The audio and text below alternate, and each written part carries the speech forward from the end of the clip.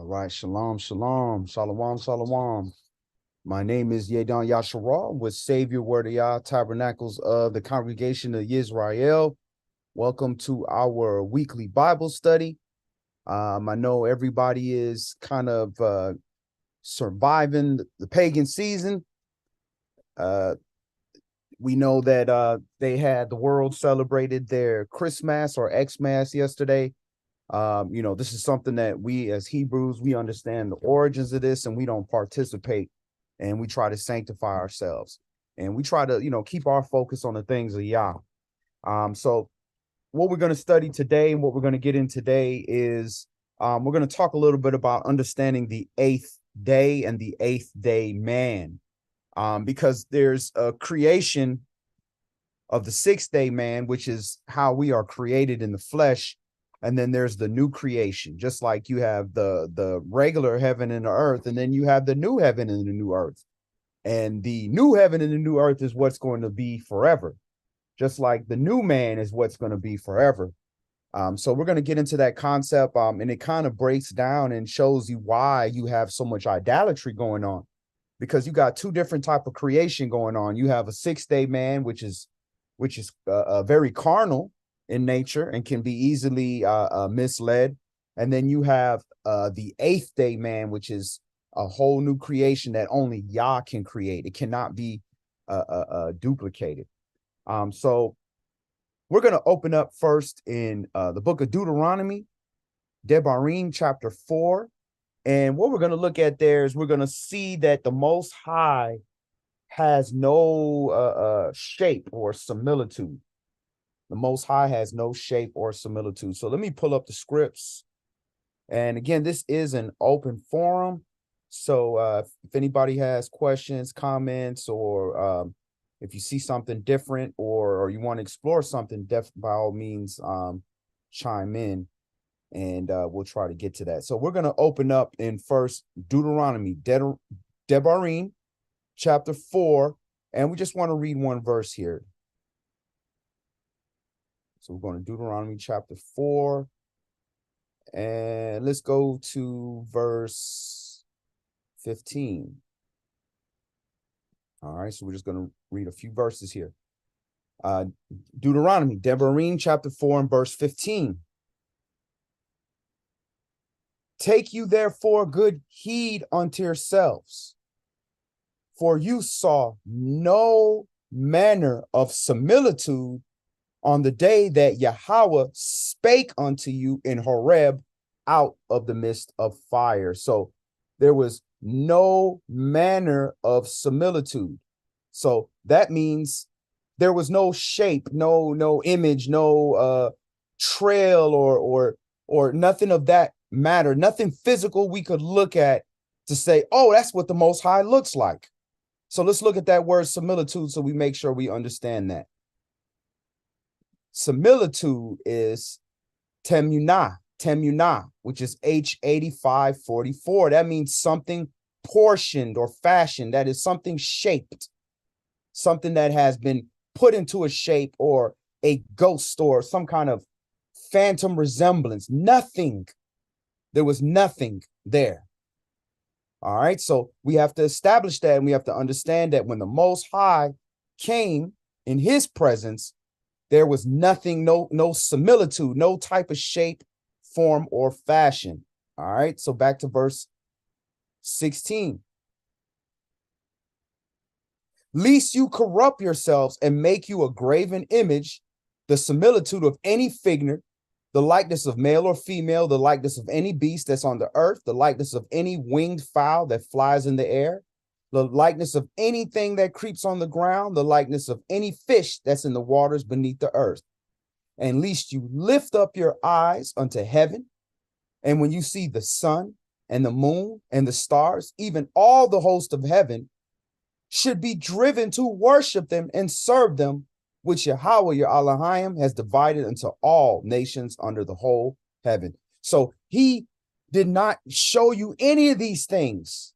He didn't give you no giant bird that flew by when he was talking, or when he came. He didn't give you the sun shining bright in your eye, or the moon in some weird moon phase or something, blood moon. He didn't give you none of that. He gave you no manner of similitude so that you can't turn around and say that is him, because that's what the carnal mind will do. The carnal cannot understand something spiritual, so it has to make something physical out of it. All right, to represent something that they cannot understand. So let's move on. Let's go to Genesis. We're going to go to Bereshit.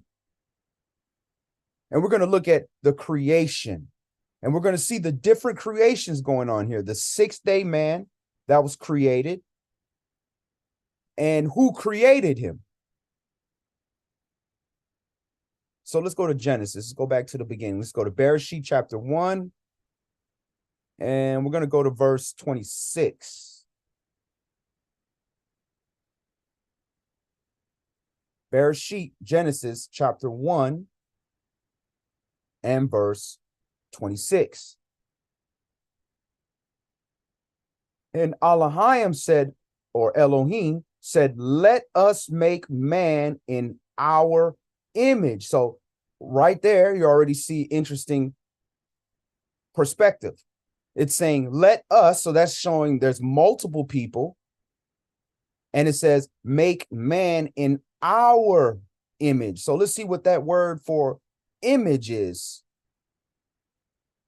You want to see what they're talking about here. So in our selem, in our phantom, illusion, resemblance, a representative idol, an image. So let us make man that looks like us, that has our form or shape. Okay.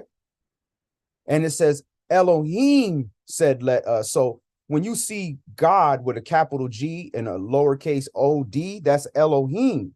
So we have to understand what that is, because when they see that, people think that this is talking about the Most High. Not every time.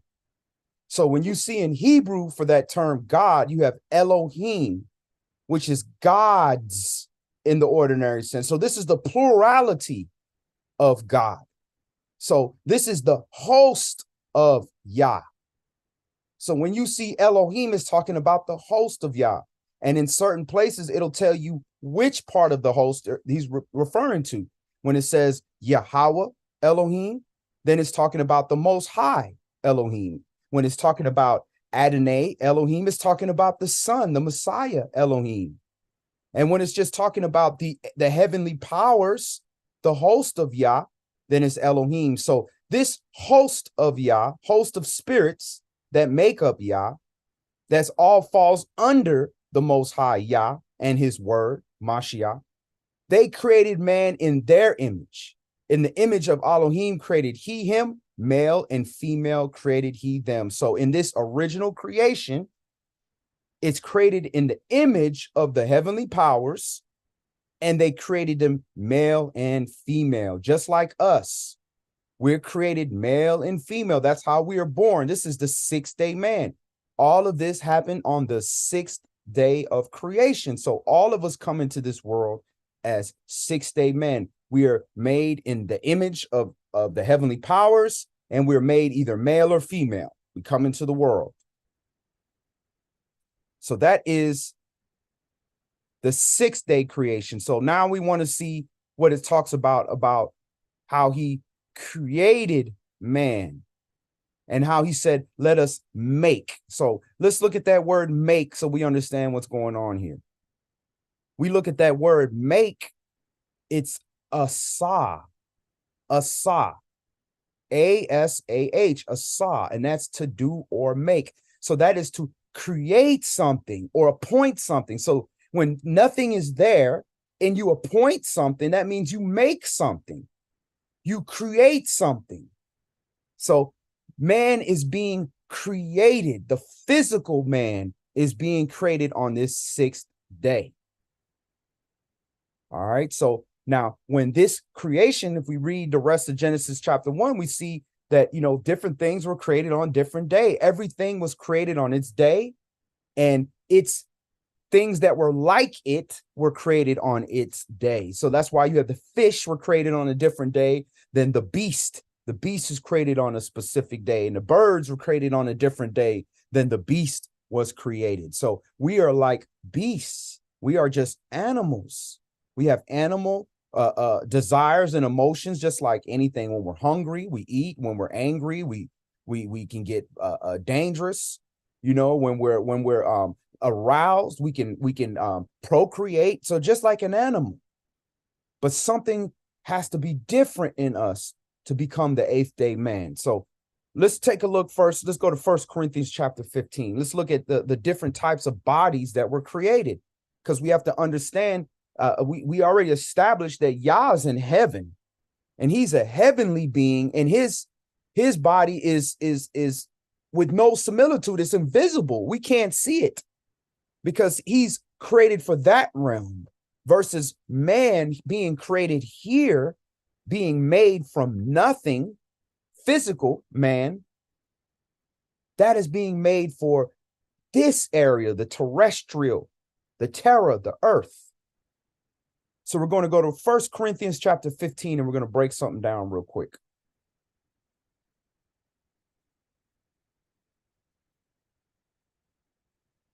First Corinthians chapter 15, and we're just going to read 38 through 40, and we're going to look at the types of bodies.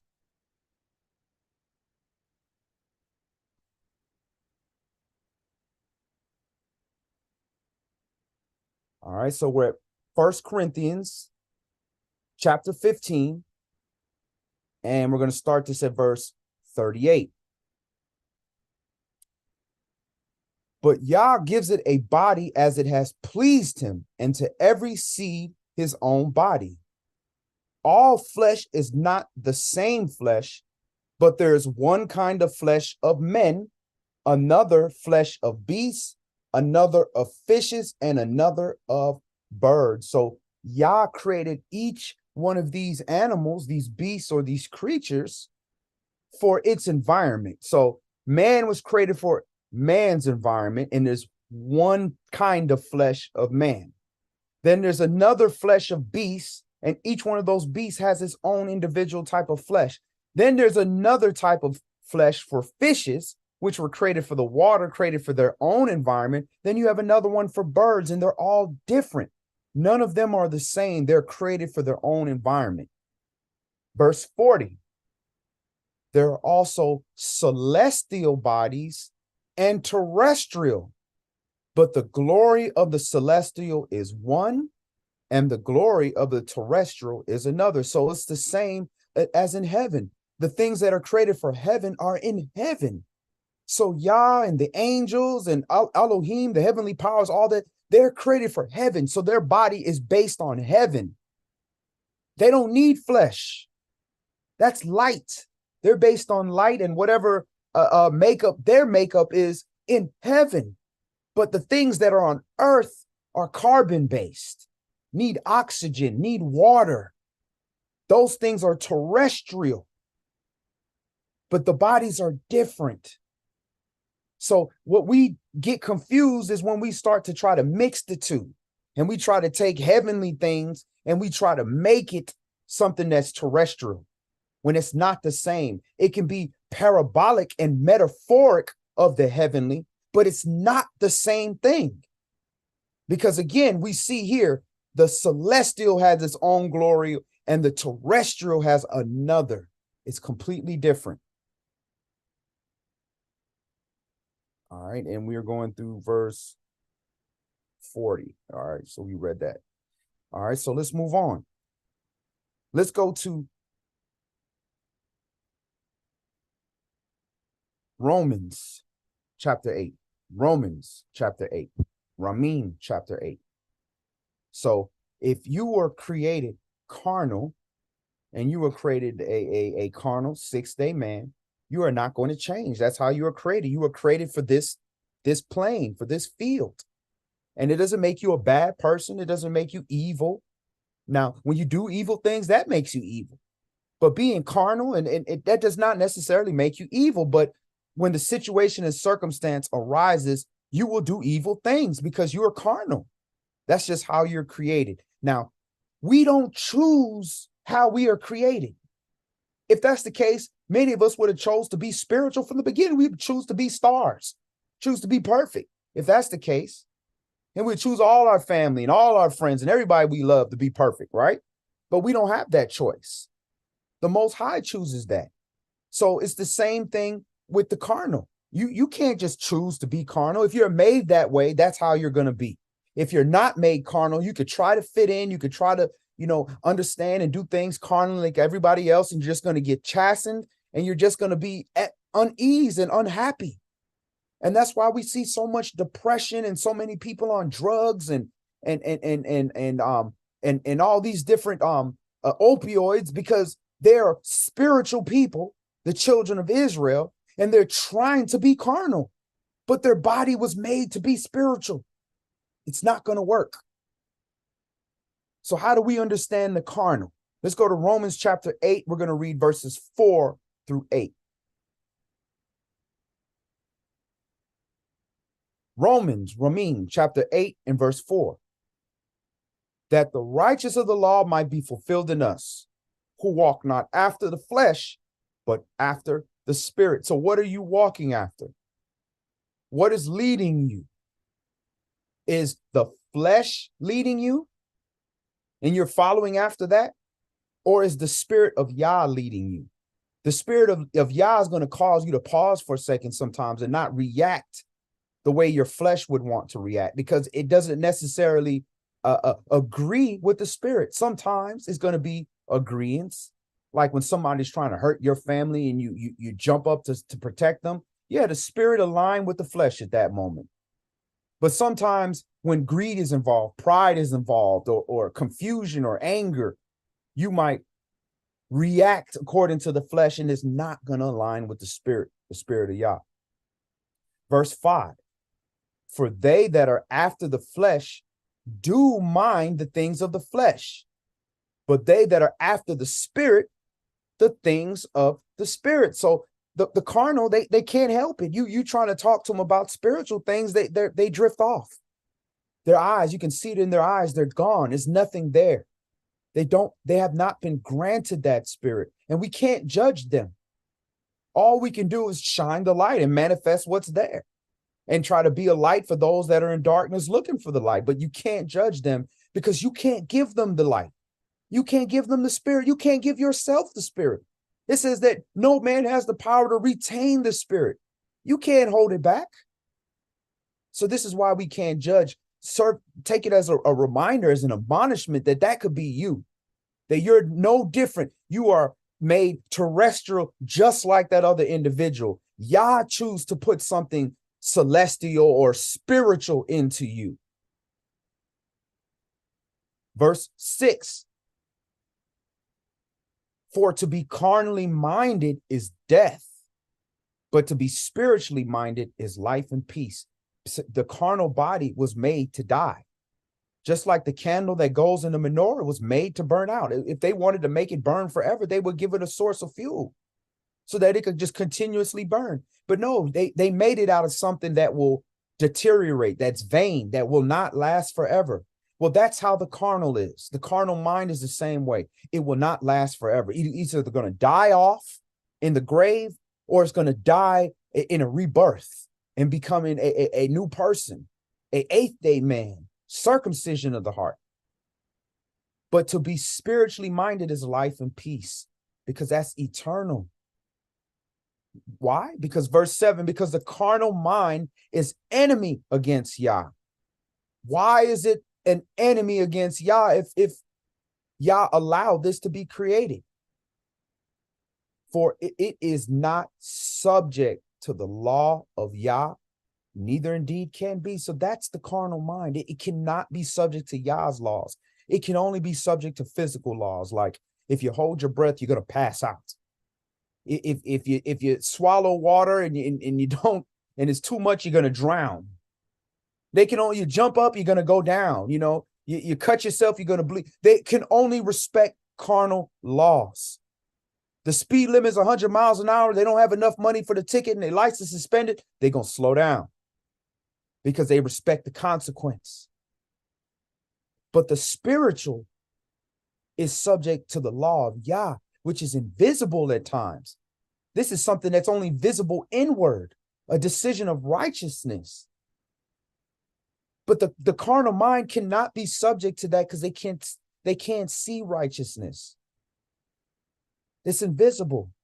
They can only see things that they can touch, see, hear, or taste. Only things with their physical senses. Verse 8. So then they that are in the flesh cannot please Yah. So that's the difference. That's the sixth-day man. No matter what he do, he tries to live a nice life, and he says, I didn't steal, I didn't kill nobody, I lived a selfish life, but I put some money in, and I gave to the poor at times, but I'd never reached my full spiritual calling. But I was a good carnal man. People in this world will say I was a good man, and Yah will say, no, you're a carnal man, you're an enemy. I gave you the capability to be spiritual. And when I was chastening you and trying to get your attention and causing you to be depressed, you just medicated yourself. You had money. You just spent your money on hookers and drugs and vacations and just did everything to take your mind off of it till you die. But you gave money, you didn't get caught for your sin. So people consider you a good person, but that's the carnal person. That's enemy against Yah, because you cannot be subject to the law of Yah. And what's the law of Yah? Anything that proceeds out of his mouth is law. So let's go back. Let's start to look at the eighth-day man now. Let's go to Genesis, Bereshit chapter 2. Genesis chapter 2.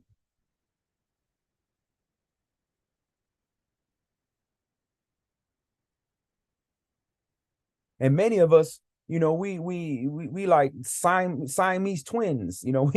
We connected. We got the old man, the sixth-day man fighting the eighth-day man, and they just fighting. And here you are, you in between trying to revive the sixth-day man. And this is the struggle we go through. And why do we go through? Because we're created terrestrial.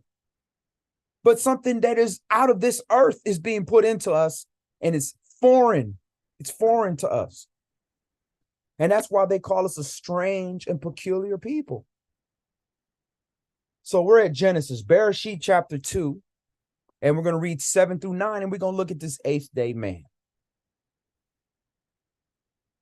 And first, you saw in the first creation in Genesis 1 and 26, it says Elohim created. Now you have Yahweh Elohim, Yahweh Elohim formed man. So now he's telling you who specifically in the Godhead, in the host of Yah, is made this particular creation now. First, it was the host, the heavenly host created. And we're going to see who that was. And then now you have Yah Elohim speaking. So, and Yahweh Elohim formed man of the dust of the ground and breathed into his nostrils the breath of life, and man became a living soul. So again, you had the sixth-day man created. Then what happened after the sixth day? You had the Sabbath. The seventh day, he rested. He did not create man on the seventh day. Now you have the day after, which is the first day of the week on a weekly calendar. But on a spiritual calendar, you have an eighth day, because you have something new. A new creation is happening now. And how do you know this is a new creation and not the same creation in Genesis chapter 1? Well, you got to look at the Hebrew. If we look at that word for formed, it's a different word than make. In Genesis chapter 1 and verse 26, the word for make was asah, which is literally nothing was there and now something was presented. Something was developed. So nothing there, something was now there. That's make. Now you have formed. Formed is something is here and it's being shaped. And how do we know that? We'll look at the Hebrew word. The Hebrew word used for formed was yasar. Yasar, which is H3335. YATSAR. And that's literally to squeeze into shape. Well, how are you going to squeeze something if there's nothing there? Mold into a form. Well, you got to have a mold to actually form it. So something was here. So Yah is now taking this sixth day man that was created, a terrestrial man, and Yah is now making him a celestial, heavenly man, a spiritual man, and he's shaping him. But Yah's invisible. So if Yah's invisible, that means his shaping and the things that he's doing is invisible. So whereas the sixth day man, you see that creation, you can watch that creation form. You can see that in a microscope. You can see it in a baby being born. You can see that creation being created. But this eighth day man is an invisible creation. It's something that you can't see physically. The person is the same person. He looks exactly the same, but something invisible is happening. He's being shaped by Yah. And we're going to get into that. What is this shaping? How does this shape the eighth day man? All right, so we're at verse 8. All right, so Yah shaped man out of the dust of the ground, right? And where did we come from? What do we're carbon based. So we were out of the dust of the ground. Then he breathed life into us. So his word is giving us life. And this is what's making us a living soul. Verse 8, and Yahweh Elohim planted a garden eastward in Eden. And there he put the man whom he had formed. So the original man, the sixth day man, was just in Eden. That's a place. Then the new man, the eighth day man that Yah is shaping and changing with his word, he's putting him eastward in Eden. So he's putting him in a specific part of Eden. And then furthermore, in the garden. If you look at that in Hebrew, garden is Ganan. All right, so let's look at that. Garden is Ganan. And Ganan is literally the protected place, the hedged place. So he placed him in the east part of Eden, Adam, right? The eighth day man, Adam. And he placed him in a hedged and protected place. That's the garden. What's protecting him? Yah's word is protecting him. All right, so let's drop down. Let's go to verse 9. And out of the ground, verse 9, and out of the ground made Yahweh Elohim to grow every tree that is pleasant to the sight and good for food. And the tree of life also is in the midst of the garden, and the tree of the knowledge of good and evil. All right, so this is all in the hedged and protected place, so that the people outside of the hedged and protected place could not get to the tree of knowledge. Neither could they get to the tree of good and evil. All right, so let's drop down. Let's drop down to verse 15. And Yahweh Elohim took the man and put him in the garden of Eden to dress it and to keep it. So he took him. Where is he taking him from? I thought he created him in Eden, in the Garden of Eden. No, he didn't. He created him in Eden and took him and placed him in the protected part, the garden, where you have your fruit, where your harvest is. And there he was supposed to dress it and to keep it. He was supposed to work with these fruits of the spirit, fruits of Yah. Verse 16. And Yahweh Elohim commanded the man, saying, of every tree of the garden you may freely eat, but the tree of the knowledge of good and evil, you shall not eat of it.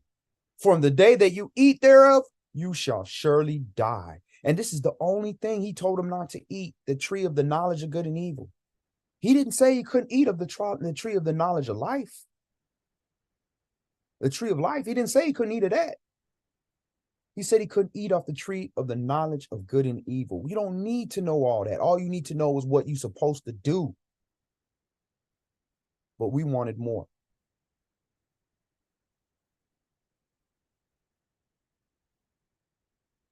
But the tree of the knowledge of good and evil, you shall not eat of it, for in the day that you eat thereof, you shall surely die.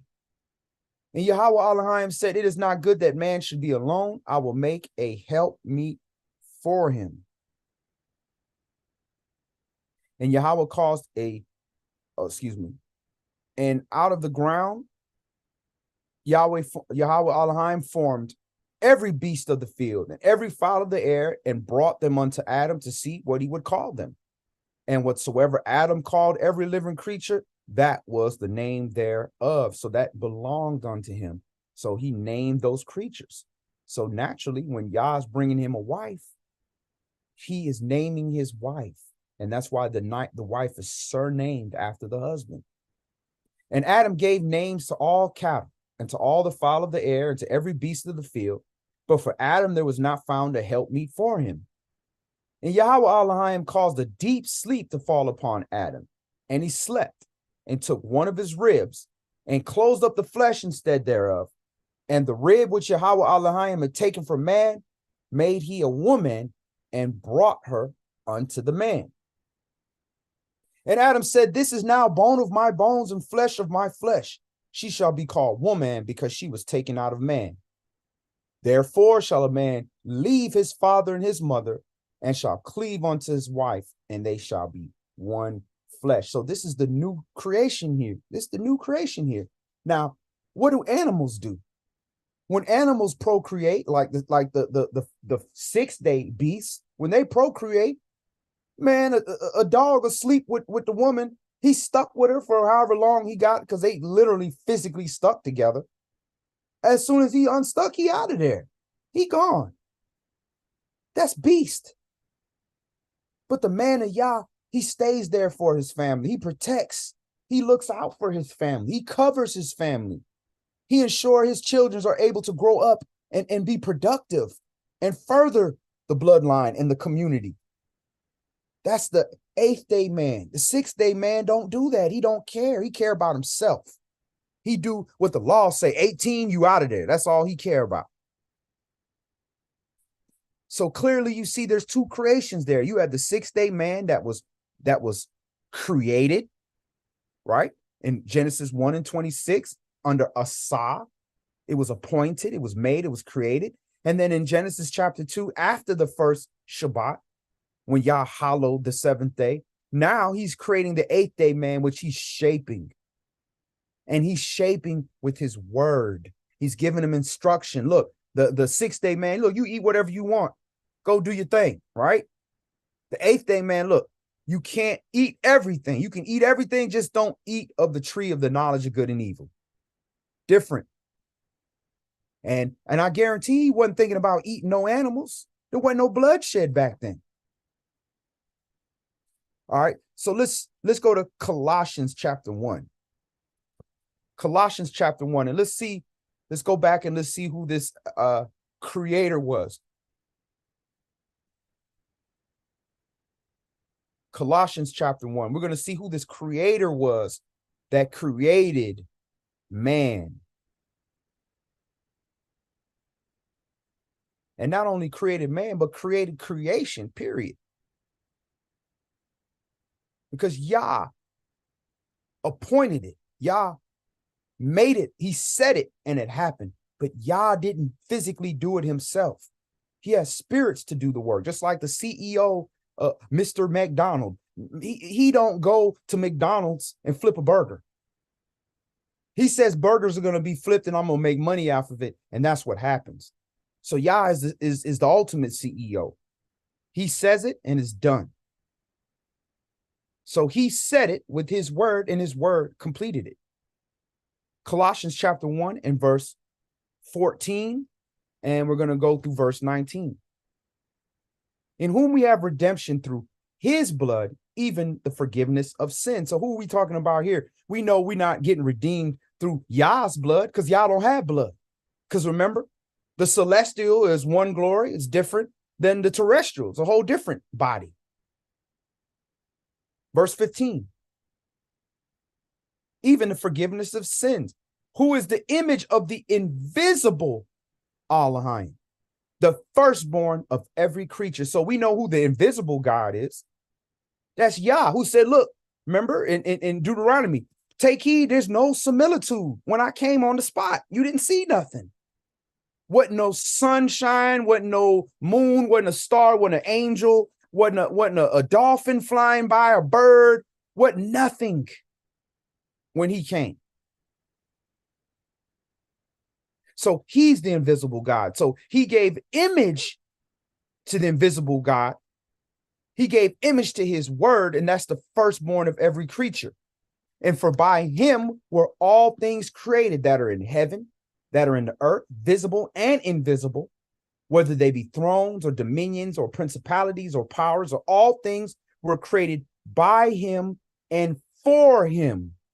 So this is Mashiach right here. This is the word. All things were created by him and for him. Verse 17, and he is before all things, and by him all things consist. And he is the head of the body, the assembly, who is the beginning, the firstborn from the dead, that in all things he might have the preeminence. For it pleased the Father that in him should all fullness dwell. So that was your creator right there. That was the architect or the builder that built everything. Now, the construction workers were the heavenly powers, the angels, Elohim, the beasts, the four beasts. Those were the physical people that physically did it. And we were created partially in their image. That's why we have, and again, those are heavenly things. That's why we have spiritual characteristics of those beings that created us, those heavenly beings of Elohim that are of Yah's host that created us.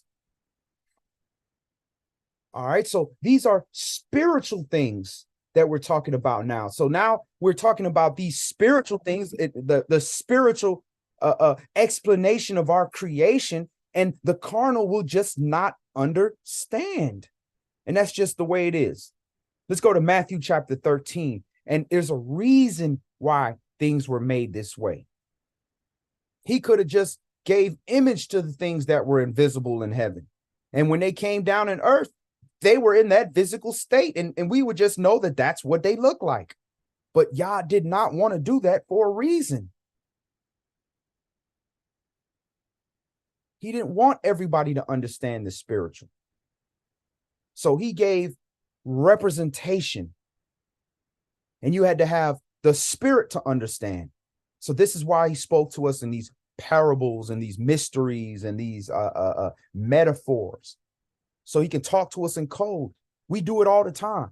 We can sit here and have a conversation against other around other people, other nations. They wouldn't understand a word we saying, but we understand everything. We're using metaphors, and it's not even just slang. Our slang is metaphors, parables. Matthew chapter 13 and verse 10, Matthew chapter 13 and verse 10, and we're going to read through verse 17. And shalom to my big brother, Yafi Yahweh. Good to see you, family. Matthew 13 and verse 10. And the disciples came and said unto him, why speak you unto them in parables? So the disciples are like, yo, why you keep talking to these people in parables? You know, why don't you just tell them plainly? Verse 11. And he answered and said unto them, because it is given unto you to know the mysteries of the kingdom of heaven, but to them it is not given. So the same reason we talk the way we talk, so we know the feds listening, the police, or the snitches, or another nation, or even people of our own nation in the same room. We talking about it. Y'all do the same thing. And that's why this whole book is filled with parables and mysteries and all types of things. They just won't get it. Again, verse 11, because it's given unto you to know the mysteries of the kingdom of heaven, but to them it is not given. It's not given unto them. For whosoever has, to him shall be given. So if you have the spirit, more. He's going to give you more. He's going to demand more of you. And he shall have more of abundance. He'll gain more. But whosoever does not, who's void of the Spirit, whatever little bit he have is going to be taken from him. Therefore speak I to them in parables, because they seeing see not, and hearing they hear not, neither do they understand. So they don't get it. They won't get it. And in them is fulfilled the prophecy of YAH, which says, by hearing you shall hear and shall not understand, and seeing you shall see and shall not perceive. For this people's heart is waxed gross, and their ears are dull of hearing, and their eyes they have closed, lest at any time should they see with their eyes and hear with their ears, and should understand with their heart, and should be converted, and I should heal them. But blessed are your eyes, for they see, and your ears, for they hear.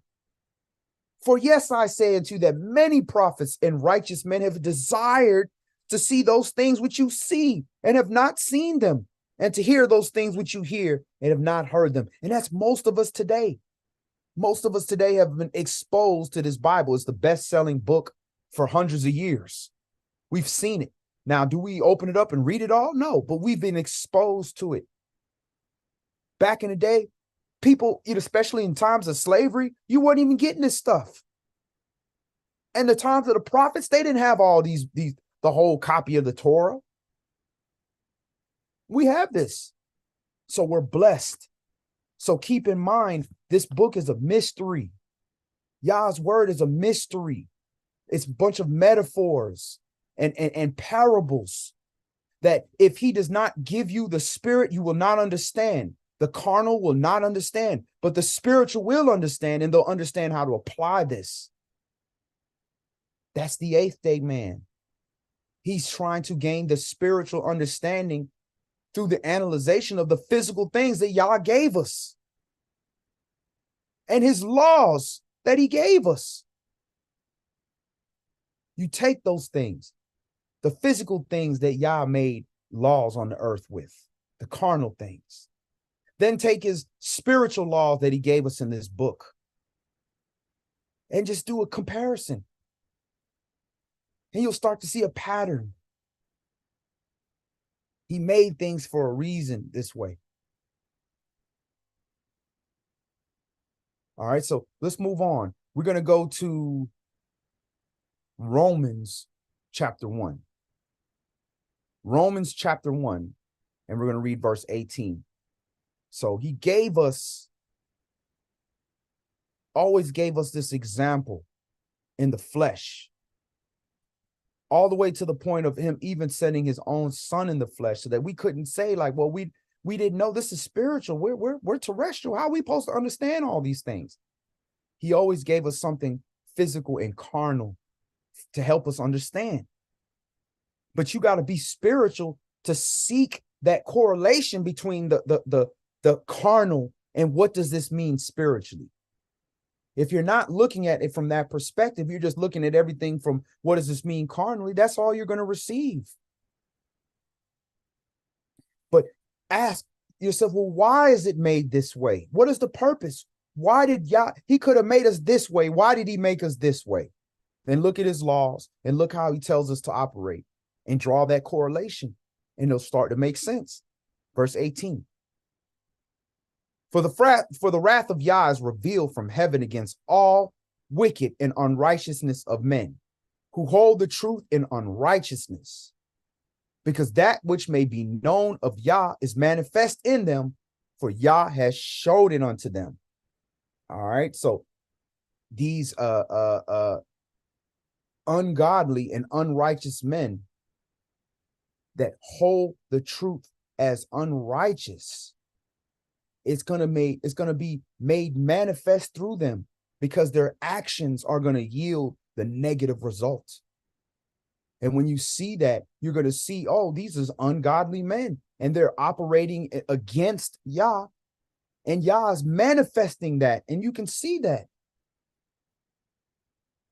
Verse 20, for the invisible things of him from the creation of the world are clearly seen. So how are we seeing the invisible things from the creation of the world. If it's invisible, how we see it?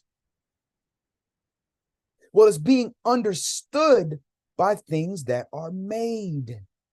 So the things that Yah made are to help us understand the invisible things, not for us to worship the things that Yah made in lieu of the invisible Yah. No, you worship the invisible Yah and you use the things that he made to serve him. Again, verse 20, for the visible things of him from the creation of the world are clearly seen, being understood by the things that are made, even his eternal power and Godhead, so that they are without excuse. So you can't use the excuse, I can't understand these spiritual things. Well, didn't I not give you these carnal things for you to draw a correlation, for you to seek the understanding, to show the difference? There's no excuse. Because if he gave you that spirit to understand, he gave you all these physical things for you to look at and use that spirit that he gave you to understand what he's trying to say. But if he didn't give it to you, you're not going to seek the spiritual and you're not going to find it.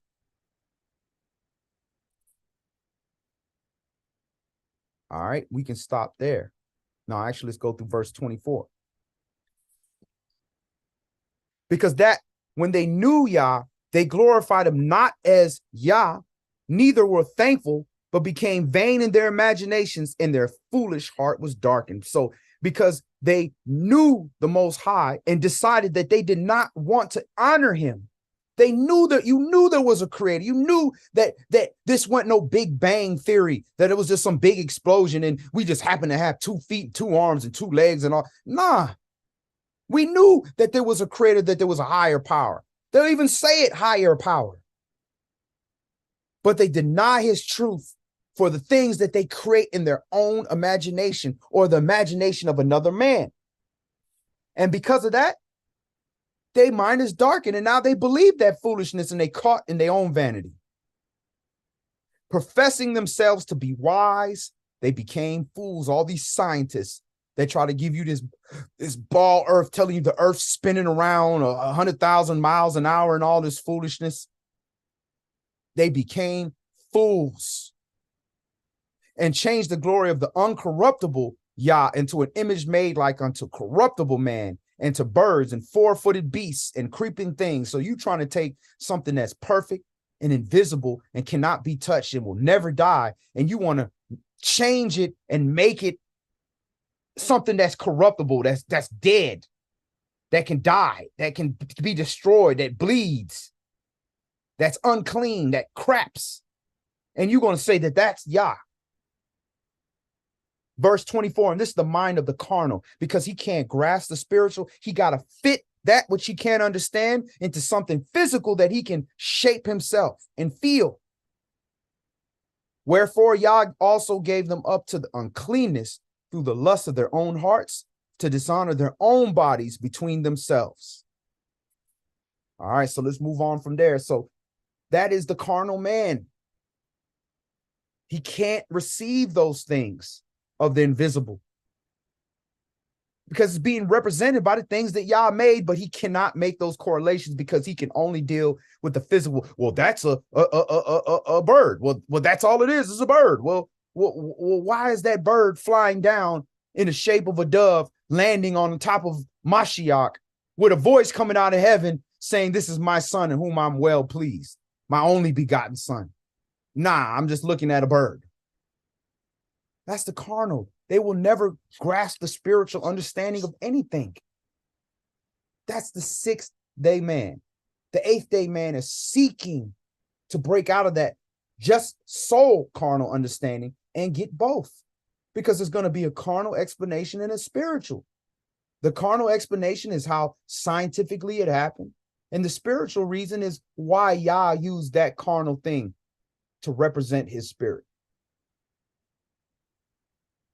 All right, now let's look at this 8th day. And now again, the carnal won't grasp this part of the understanding. This 8th day, he's going to see, oh, well, this is just Sunday, or this is the first day, or whatever. He won't grasp the eighth day understanding. So Yah is trying to drill this into our head. So we're going to go through it real quick. Let's go to Genesis chapter 17, and we're going to read 9 through 14. Bereshit.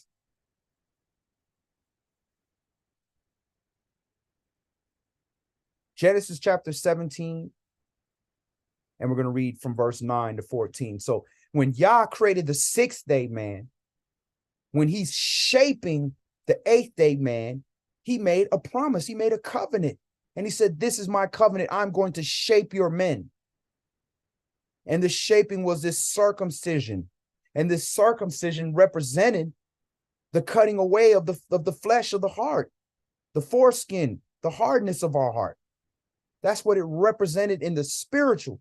But in the physical, it's literally cutting off the foreskin of your penis. That's carnally, that's scary. But why would Yah have us do that? Well, first of all, no other animal on this planet does that. Animals will cut themselves, will do all kinds. Africans cut their face. People do all kind of stuff. But no other animal or human circumcises. Only Yah's children do that. That is our covenant. And every other beast on this earth is exactly how they came into earth. But the circumcised man is different. He's a new creation. And this is why Yah had circumcision happen on the eighth day. Is that a coincidence? Let's read. Bereshit chapter 17 and verse 9. And Elohim said to Abraham, you shall keep my covenant. Therefore, you and your seed after you in your generation. So he's commanding that we keep his covenant.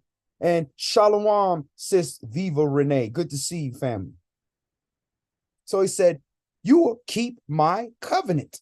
So this is my promise. This is my marriage contract. I'm married. Marriage is forever.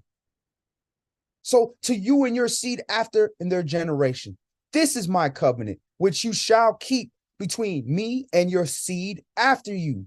Every man-child among you shall be circumcised. This is given to the children of Israel.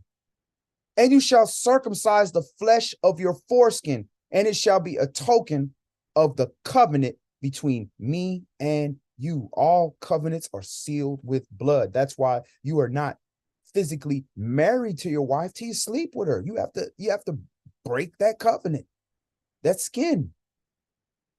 So this circumcision is the covenant between Yah and the Hebrews. Verse 12, and he that is 8 days old shall be circumcised among you, every man child in your generation, he that is born in the house or bought with money of any stranger, which is not of your seed. So this is being done on the 8th day.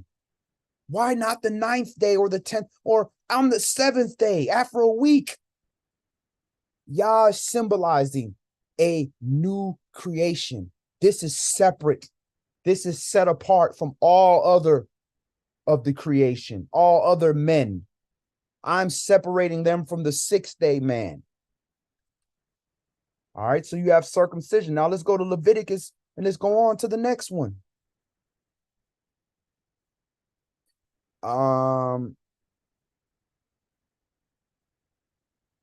Let's go to Leviticus 23, YAH.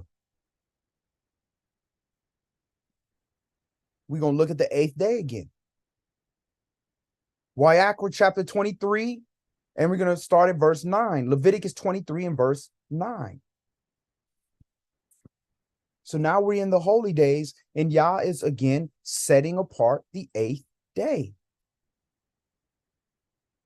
And Yah was spoken to Moshe, saying, speak unto the children of Yasharah, and say unto them, when you be come into the land which I give unto you, and shall reap the harvest thereof, then you shall bring a sheaf of the first fruits of your harvest unto the priest. And he shall wave the sheaf before Yahweh to be accepted for you on the morrow after the Shabbat, the priest shall wave it. So what day is the Sabbath day. What number day is the Sabbath? Well, we know, you're Hebrew, you know this. We know it's the seventh day. So the day after the seventh day, which is physically the first day of the week, or Babylon Sunday, for this special event is considered an eighth day. Or else, why would they not just say on the, if this was if the Shabbat happened to be on the seventh day, and say on day 8, do this? No, they're saying the morrow after the Sabbath. On the 8th day, the priest shall wave it. So that's the first fruit. That's when you're giving your first fruit offering. So this is the shaping of man. This is invisible. You taking the first fruits of the best of your harvest and giving it unto Yah is invisible. That is something invisible. Something invisible in you makes you do that. That's spiritual. You taking that and putting those first fruits out there, that ain't going to automatically make something happen. There's no science behind that. You take that and you give that to Yah, then all of a sudden your tree's going to grow bigger. No. That's spiritual. That's invisible. So that's him shaping man, that's saying, listen, I gave you everything that you have. Only reason you grow is because I make you grow. So whatever fruit you produce in that garden, and that garden is supposed to be you. You're supposed to be the hedge place. And what's hedging you is the law. And the fruit you produce is the fruit of the Spirit. All the first 10%, that's supposed to belong to him. So he's symbolizing that with the 8th day. That's what the 8th day man symbolizes. So drop down to verse 15. So now we're going to go to Feast of Weeks. And you shall count unto you from the morrow after the Shabbat, from the day that you brought the sheaf of the wave offering, 7 Sabbaths shall be complete. So that's a whole completion. 7 is the number of completion. Then 7 times 7, that's 49. That's a completion. But then here in verse 16, it says, even unto the morrow after the 7th Sabbath, you shall number 50 days. And you shall offer a new offering unto Yahweh, a new meat offering. So now you have another set apart day, which we read further down. It's treated as a Sabbathon. It's treated as a holy day. The morrow after the Sabbath, the 8th day. So Yah give you 2 witnesses. The 8th day man is going to offer his offerings unto Yah, the best of what he has. First, then last, tabernacles. We drop down to Leviticus chapter 23, and we start this at verse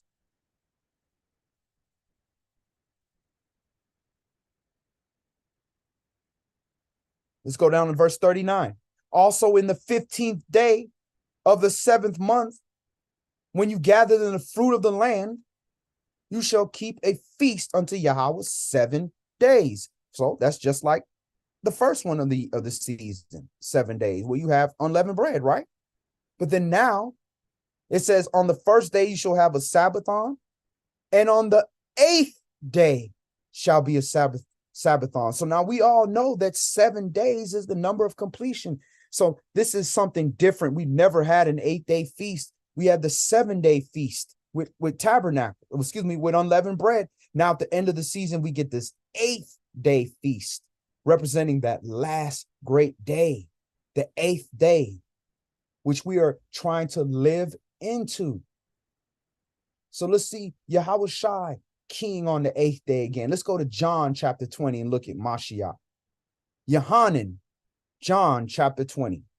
And we saw how he keyed the 8th day in first fruits. Well, now he's going to show you the first fruits. And who was the first fruits of them that slept? Mashiach. So it's befitting he's going to pop up on this 8th day now, all of a sudden. Yohanan, John chapter 20, and we're going to start this at verse 24 and go through 29.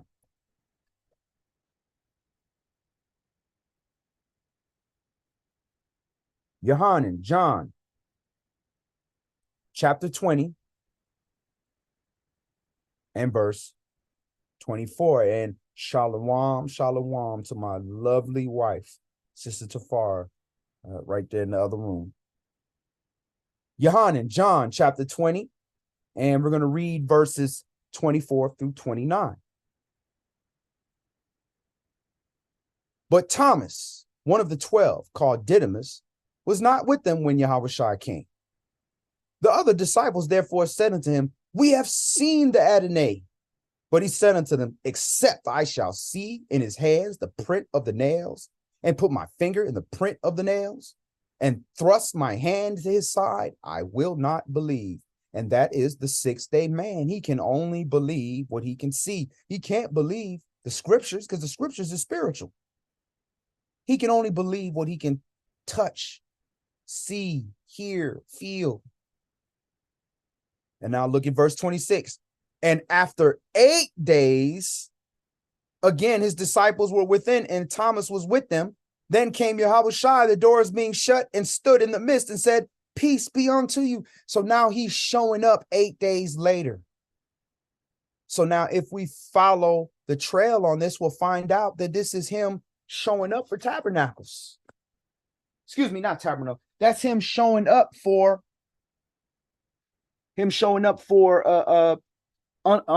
first fruits. If you follow the timeline, when you have the resurrection timeline, after he resurrected according to what they saw, and then he disappeared, he said, Don't touch me, for I have not ascended to the Father. Then now 8 days later, you add all those days up, it's going to bring you right to when you're supposed to keep your first fruits. You have to keep your first fruits after Passover and unleavened bread. You have your whole 7 days of unleavened bread, which ends like around a Tuesday, right? Monday, Tuesday, something like that. Monday, right? And then that Shabbat that comes right after that, the day after that is the 8th day. That's the day you're supposed to keep first fruits. And that's when Yahushua popping up, talking about touch me. He's not going to say touch me. He's not going to say any of that type of stuff. You know why? Because he just said if it was before, when he just rose up, he ain't gone before the Father. He hasn't done unleavened bread yet. He hasn't been the first fruit offering and being weighed before the Father. So he's like, hey, don't touch me. But now 8 days has passed. And he's like, look, feeling is believing, right? 8th day. All right, so let's get into the actual 8th day itself, what this represents.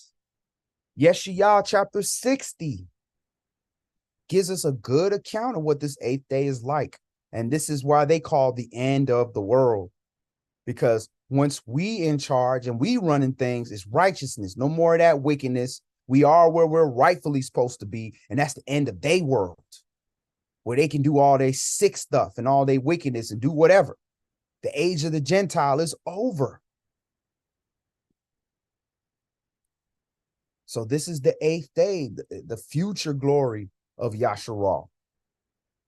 YAH chapter 60 and verse 1. Arise, shine, for your light is come, and the glory of Yahweh is risen upon you. For behold, the darkness shall cover the earth, and gross darkness the people.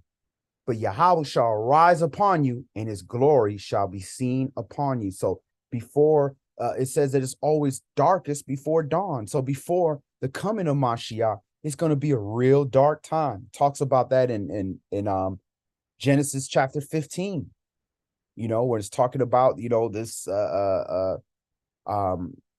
darkness, great darkness that's coming upon us, the great tribulation. Verse 3. And the Gentiles shall come to your light, and kings to the brightness of your rising. So it's going to get so dark and so dangerous that it's going to be clear who the children of Yasharal is just by our wisdom and the light and the protection that comes with the light that we have. Light up your eyes round about and see. All they gather themselves together. They come to you. Your son shall come from far, and your daughter shall be nursed at your side.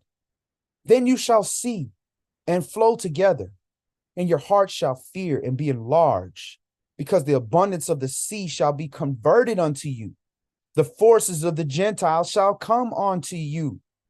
So all they armies and all this stuff that they threatening and all these wars and all this stuff kicking off now. Now the Iran is beefing with Israel and America and all this foolish. Well, all they forces are going to come to us once they've been humbled.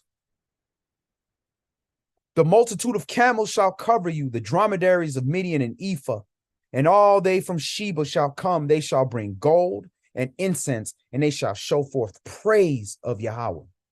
All the flocks of Kedar shall be gathered together unto you. The rams of Nebaioth shall minister unto you. They shall come up with acceptance on my altar, and I will glorify the house of my glory.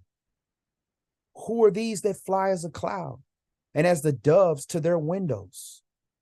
Surely the isles shall wait for me, and the ships of Tarshish first, to bring your sons from afar, their silver and their gold with them, unto the name of Yahweh, your Elohim, and to the Holy One of Yasharal, because he has glorified you. So the ships of Tarshish, those are the Spanish ships, those big barges and things that would bring the biggest cargo over here. The biggest cargo at the time was us. So them same big ships, they gonna bring us back. But we not coming broke and empty like we did last time. We going back with silver and gold and with a name. Verse 10, and the sons of strangers shall build up your walls, and their kings shall minister unto you. For on my wrath I smote you, but in my favor have I had mercy on you. Therefore your gates shall be open continually. They shall not be shut day nor night, that men may bring unto you the forces of the Gentiles, and that the kings may be brought.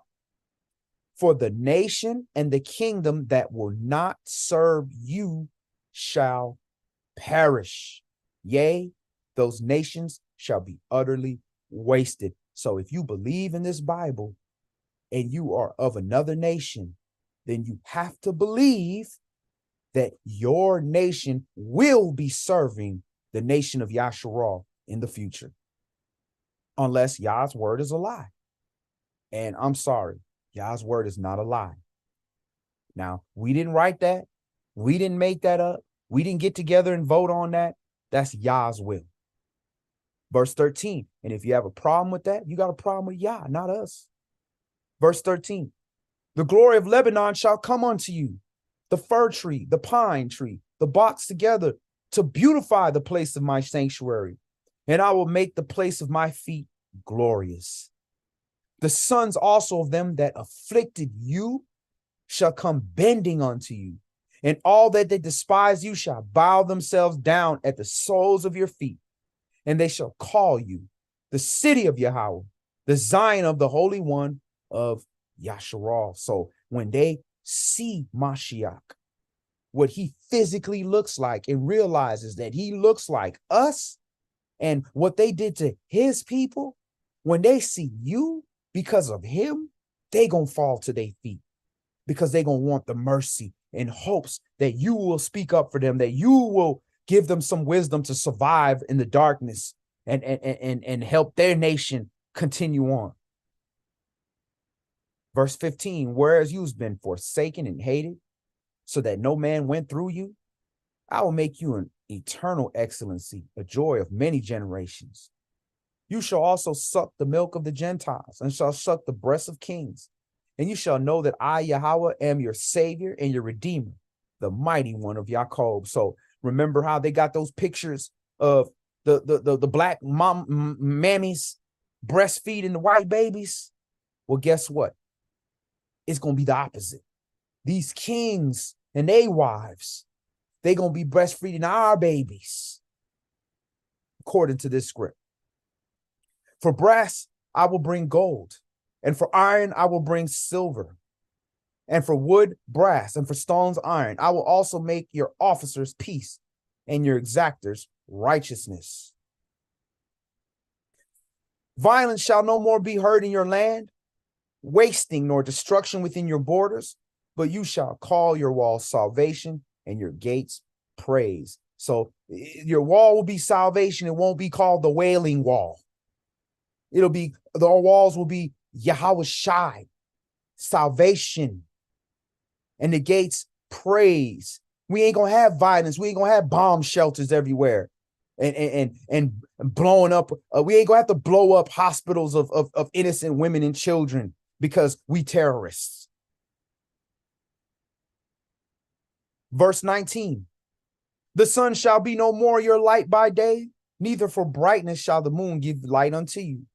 But Yahweh shall be unto you an everlasting light, and your glory, in your Elohim, your glory. So there's no more sun and there's no more moon. This is definitely not happened. This is the future. So if there's no sun and no moon, that's the time.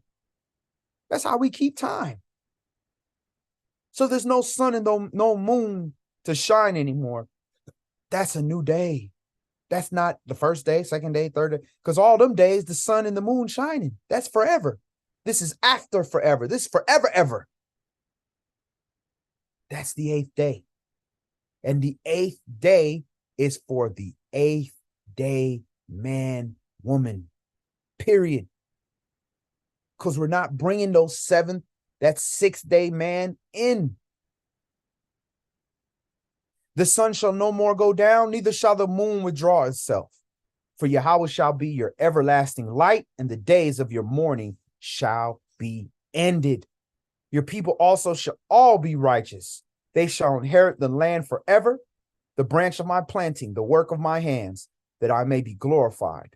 A little one shall become 1,000, and a small one a strong nation. I, Yahweh, will hasten it in his time. So obviously there's still families going on, because how else can one become a strong nation unless he's repopulating? All right, so let's go to the conclusion. We're going to go to Revelation 21. Again, there's always 2 witnesses. There's the first witness to the 8th day. Now we're going to get the second witness in Revelation. So Revelation chapter 21, I'll start that at verse 1 for the conclusion.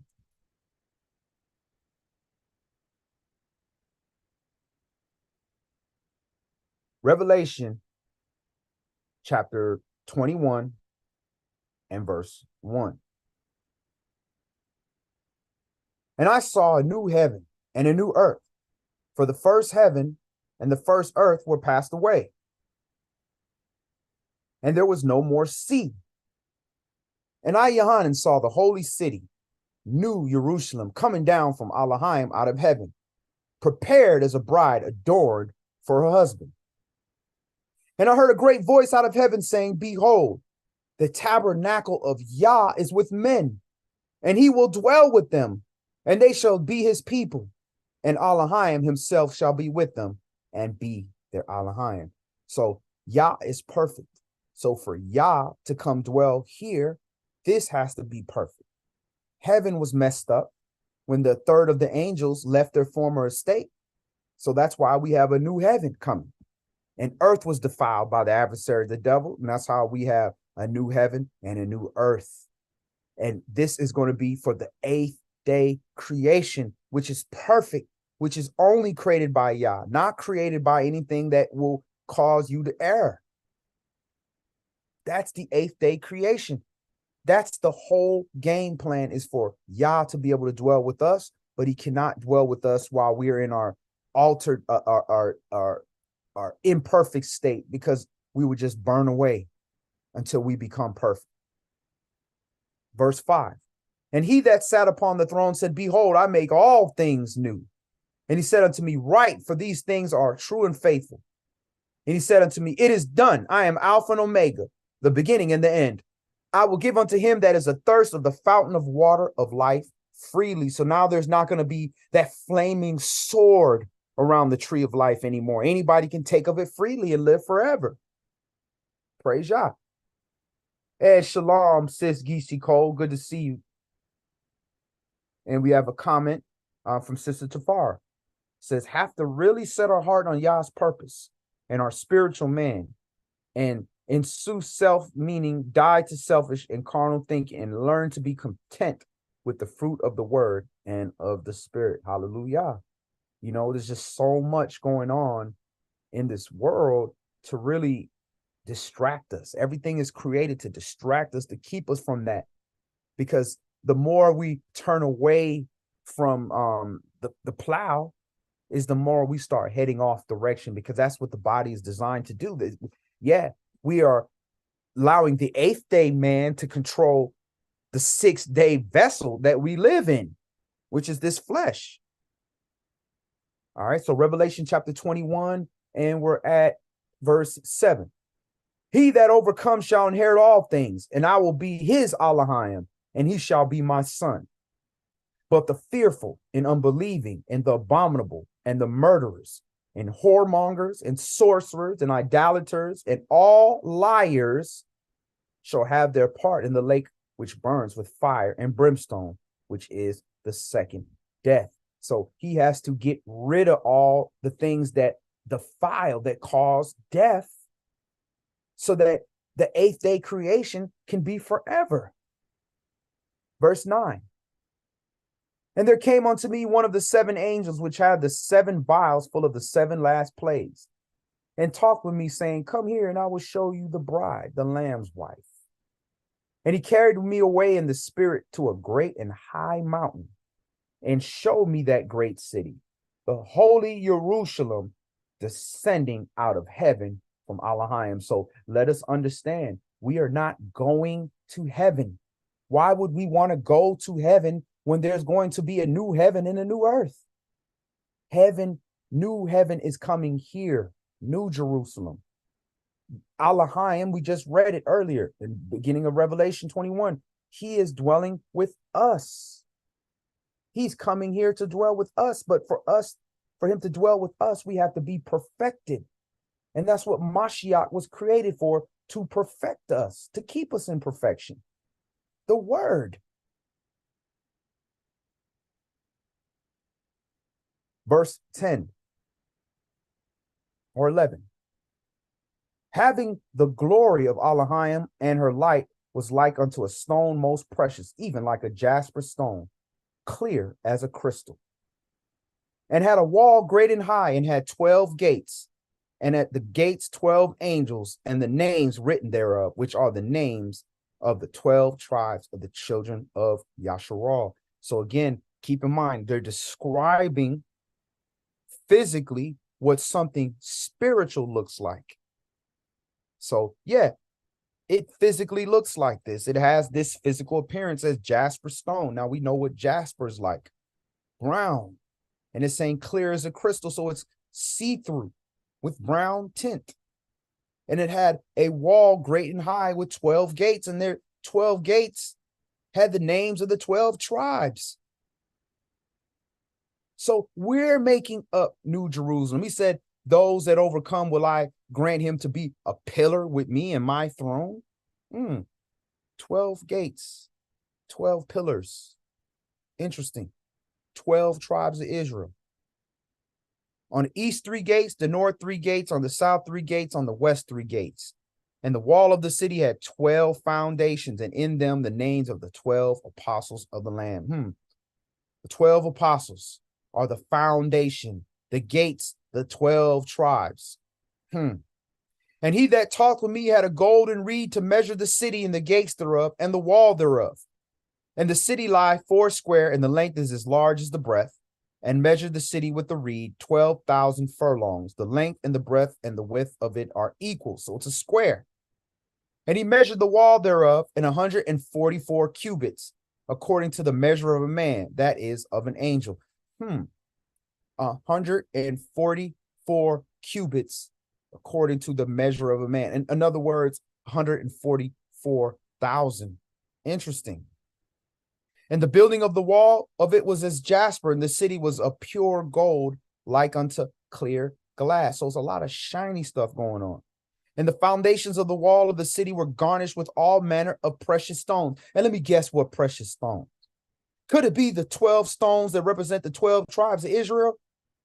The first was jasper, the second sapphire, the third chalcedony, the fourth emerald, the fifth sardonyx, the sixth sardius, the seventh chrysolite, the eighth beryl, the ninth topaz, the 10th chrysoprasus, the 11th jacinth, and the 12th amethyst.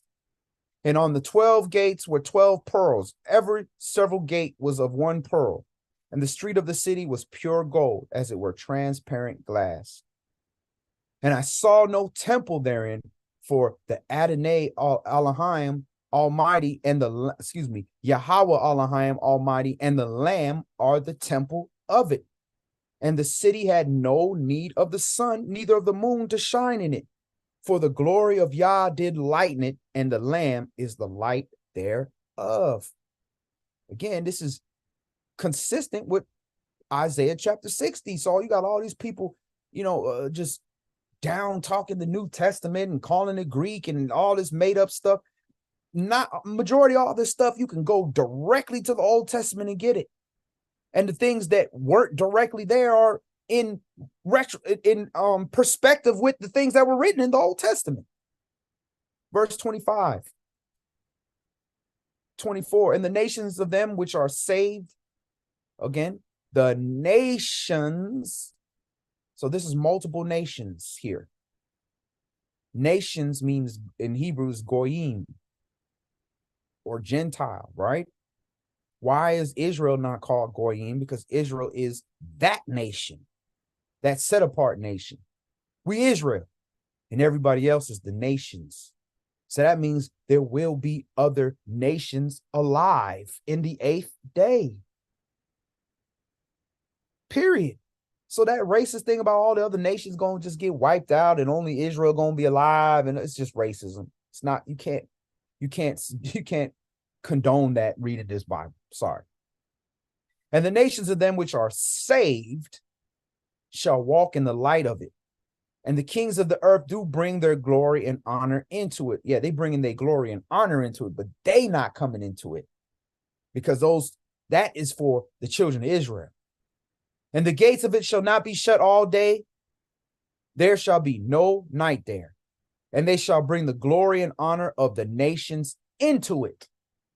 And there shall in no wise enter into anything that defiles, neither whatsoever works abomination or makes a lie, but they which are written in the Lamb's book of life. So if you're not written in the Lamb's book of life, you're not entering into that city. And I don't really know too many other places you want to be, because it don't look good. If there ain't no rain and ain't no sun, ain't no nothing, and the light of it is coming from Israel, don't know too many places you want to be. So again, that is the breakdown of the 8th day man versus the 6th day man. The 6th day man won't understand this class. He's not going to try to understand this class, because this is not a carnal class. It's a spiritual class. A lot of viewers going to drop off. They can't deal with this. They can only deal with we Israel. We got next. Wave the flag. We God's chosen people. God black. Hallelujah. That's all they can deal with. But Israel, we've been selected to receive the mysteries. It was given unto us. And a lot of these things are not going to be unsealed into the end times. And guess what? We in the end times is being unsealed. So let's put this together. Let's put our spirits together. Let's get a better understanding, and let's get into this word. So praise y'all. That's all we're going to do today. Any last questions or comments? Speak now or forever hold your peace. If not, we will see you all for Bible study on Shabbat for Sabbath with Elder Zahar. Should be returning next week. And again, if you'd like to reach out to us, you can reach out to us on our website at saviorwordofyah.org. You can email us at saviorwordofyah, saviorwordatl@gmail.com. And if you'd like to donate, you can donate directly through our YouTube page. You can hit the donate button, or you can donate on our website by hitting the donate on our website. So that's all we're doing today. Yah's will. We will see you all for Shabbat. Yah be with you all. Shalom.